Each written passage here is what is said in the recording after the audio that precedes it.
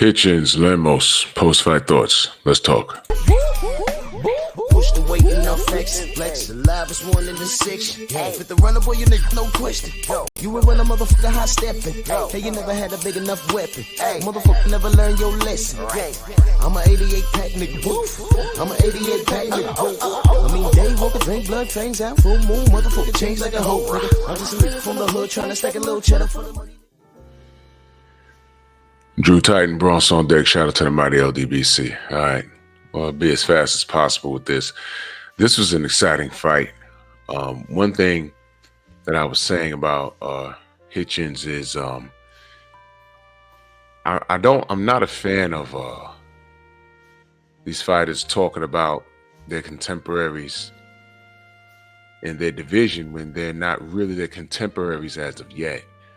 Hitchins is still in the process of putting in his work.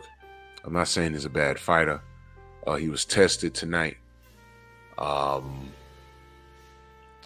And this fight could have went either way. 117, 111 is ridiculous. It's ridiculous. 115, 113 was more realistic. If this fight was ruled a draw, I wouldn't have had a problem with it because it was that competitive. First and foremost, salute to Lemos. He showed up and showed out. And for those of you that don't know, I said that, when I learned about this guy, because I'm not even gonna hold you, I didn't know much about him. But I said, let me look him up. First thing I saw was, oh, he's Argentinian. Here we go. Meaning, I've never known an Argentinian to come through and lay down. He's gonna come in, give it 110%, and he was gonna go balls to the wall, and he wasn't coming to lose. He was looking to take Rich. He was looking to take his head off, and he tried, man. This guy had a supreme gas tank. That's another thing we've learned. I mean, we've seen the Marcos Maidanas of the world, the Sergio Martinez of the world. These guys are all heart. You know what I mean? And that's just two that I named. And as it stands right now, Lemos, his stock went up, although he lost. There's going to be a lot of people screaming robbery. It's not a robbery. It was just a close fight. 117, 111 is disgusting, though. But Lemos turned some heads tonight. The fight itself was very exciting. He forced it.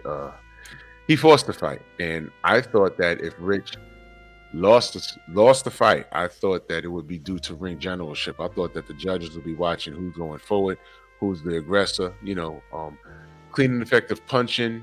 A lot of punches went through, but a lot of them were picked off. And I am the type of person that judges defense. Rich's defense was pretty good with what he had in front of him. Lemos was throwing wide with hooks. He hurt Rich. I believe that was the 8th round. He hurt him, and Rich did what you're supposed to do. When you're hurt, you clinch. And then towards the end of that same round, I'm thinking it's round 8, he hurt Lemos. He got him right back. This was an exciting fight to watch. It was good. It was good. I'm not complaining about the fight. It's just that one scorecard 117, 111 is just disgusting. Lemos had the same amount of energy in round 1 that he had in round 12, man. This guy can be a problem for anybody. He can be a problem for anybody. So salute to him. Again, I'm not saying robbery. I'm just saying that the judges tonight, they were in support of boxing, because Rich wasn't going to get into a slugfest with this guy, because that would have been a bad idea. This guy was all peekaboo defense, all fast hooks, body work on the inside. The game plan was working in spots, but Richard, he imposed his will in a lot of spots. So again, this is not a robbery. It's just a close fight. That's all it was. It was a close fight. And again, let me say one more time, 117, 111 is ridiculous. 115, 113 is more realistic. Do I think Hitchins won the fight? Yes, I do. I do think he won the fight. Like I said, I'm a fan of using your brain in there. and Lemos, he emptied out his tool bag. He emptied it all out, and that was the best he can do. But Rich had to slug when he had to, and he outboxed him when he had to. The range for Rich was like maybe he was like maybe a 2 feet in front of him where the jab could work. His jab is what kept him in the fight, and the jab to the body would make Lemos reset. And then there were spots where he would feint the jab and throw a hook off of it. It happened a few times during the fight. So Rich was in there thinking. So this was a solid win. He was really tested. But what drives me crazy, and I didn't want to get away from this point, you're talking about your contemporaries, and they're not your contemporaries as of yet. Now, my question is, because he was asked at the end of the fight, it just ended. They asked him about Super Matias, and he starts talking about, I want to go to WBC route, and I'll fight Super L, but then my camp knows what was wrong with me going to the fight. He was just all over the place when he was talking. I believe that was Chris Mannix he was talking to. I'm like, wow, bro. Now there was something wrong with you. Can't wait to hear it. In other words, I don't want to hear it. But let me reiterate this. Super Matias is your IBF mandatory. You are the mandatory for him. It's an easy fight to make. He's coming back in June. Okay, it's an easy fight to make. Just go ahead and take that fight and see what you can do. There's already people talking about after this performance, man, you can't beat Super L. Well, we don't know that.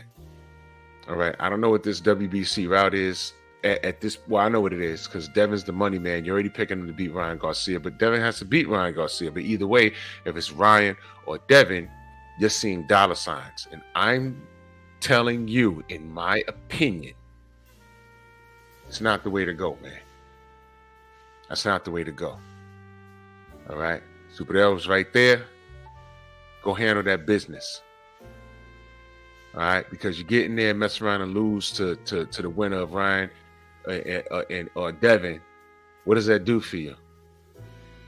All right. They ain't going to be checking for you in the IBF, and it's going to knock you how many slots back in the WBC? You're going to be beltless, but I'm sorry, you'll have a ton of money, right?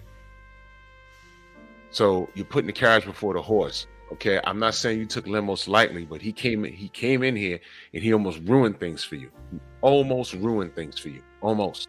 This was a close fight. It was a good fight. Salute to Lemos. I love to see him again. This guy's an exciting fighter. I'm watching this thing like, wow, if he gets this off on Hitchins, he can steal the Super L fight for him, but stylistically, him versus Pitbull Cruz would be fireworks because somebody ain't gonna make it. But it could happen down the line. But this guy Lemos has a lot of marketability. What they might do with him is put him in the ring with a couple of guys lower in the rank, and he'll knock their heads off, and he'll get back in a title contention. And I would like to see him fight Rich Hitchins again. That has a lot of replay value, but Rich has to play his cards right. Mandatory for Super Matias. Go in there and see if you can get that belt. And then make the winner of Devin versus Ryan come see you, because then you'll have something to negotiate with, and that's the IBF belt. Set your own path, make your own path, man. But I ain't gonna belabor the point. This is about Hitchins versus Lemos. It was a great fight. 117, 111 was disgusting. 115, 113, the other two judges had it. That was more realistic. I'd like to see Lemos again. Salute to him. Rich won a tough one, and let's see what's next. Y'all let me know what y'all think. Bronx on deck. Move!